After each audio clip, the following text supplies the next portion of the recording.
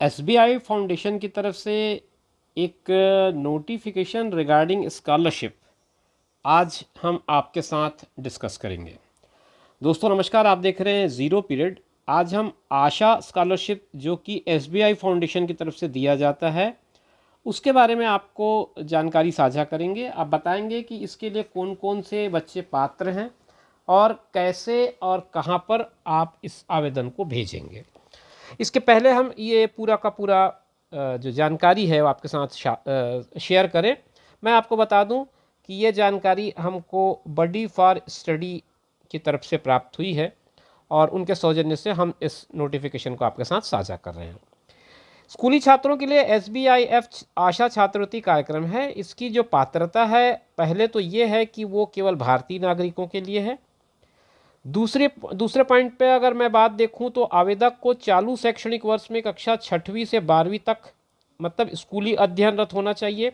ये स्कूली स्टूडेंट्स के लिए है। तो जो स्कूल्स के स्टूडेंट्स हैं वो ध्यान दें, वो जो स्कॉलरशिप का जो प्रोग्राम है वो उन्हीं के लिए है, स्कूल्स के स्टूडेंट्स के लिए। तीसरा पॉइंट इसमें लिखा है लास्ट जो एकेडमिक ईयर है उसमें 75% या उसके अधिक 75% और मोर देन 75% के कैंडिडेट जो हैं वो इसमें एलिजिबल हैं, वो आवेदन कर सकते हैं। और उसके बाद का जो पॉइंट है उसमें वो लिखते हैं आवेदकों की सकल वार्षिक पारिवारिक आय 3 लाख रुपए होनी चाहिए, यानी कि लेस देन 3 लाख का जो एनुअल इनकम है वो लोग इसमें एलिजिबल हैं। ये हो गई बात पात्रता की। अब इसके बाद इसमें कुछ बिंदु और हैं जो आपको जान लेने चाहिए।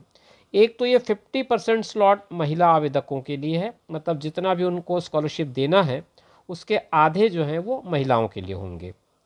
दूसरा, अनुसूचित जाति और अनुसूचित जनजाति के वर्गों को प्राथमिकता दी जाएगी, यानी कि SC और ST ये दो कैटेगरी जो होंगे उनको प्रीफरेंस दिया जाएगा। ये बात इसमें लिखी हुई है।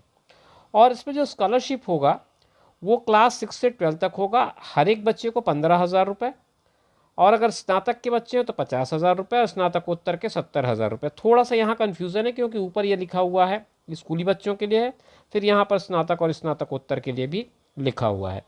तो संभवतः ये या तो लाइंस जो लिखी गई हैं उसमें कहीं कुछ फेरबदल किया गया होगा। आगे चलते हैं। दस्तावेज कौन कौन से लगने हैं वो देख लीजिए।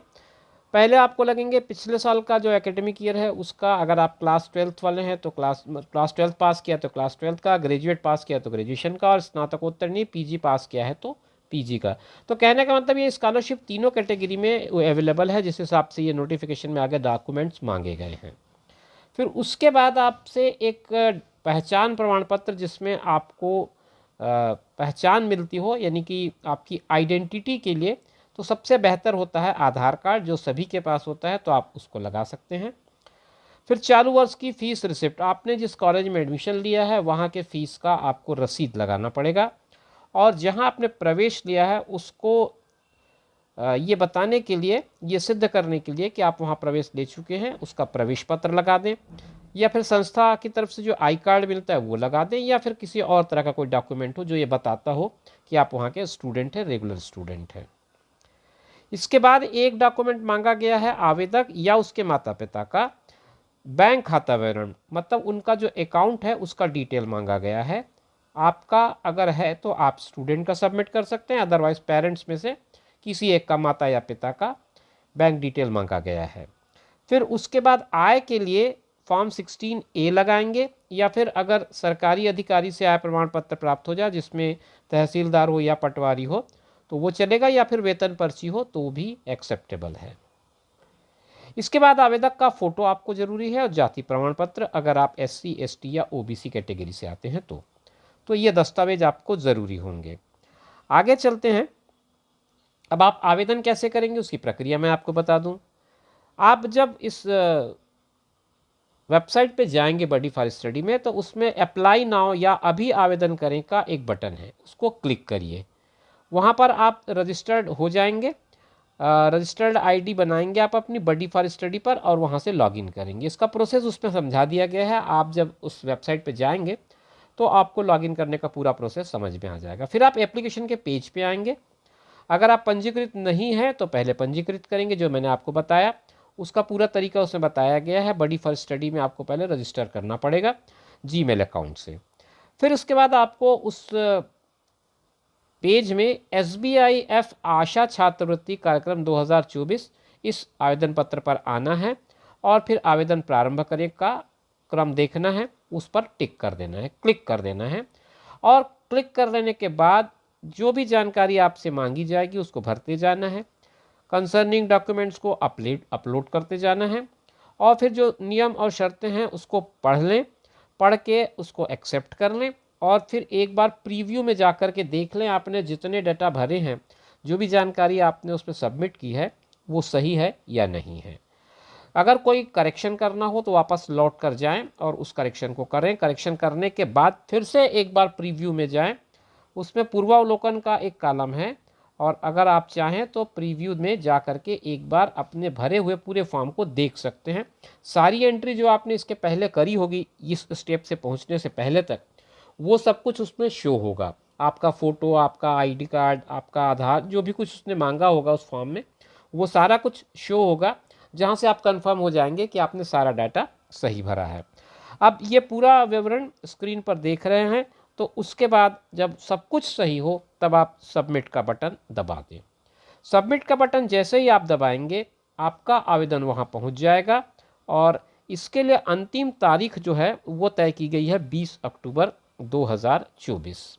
ये इस तरह से अभी अप्लाई करें का आपको उसमें स्क्रीन पे एक इंटरफेस दिखेगा, इसी को आपको क्लिक करना है।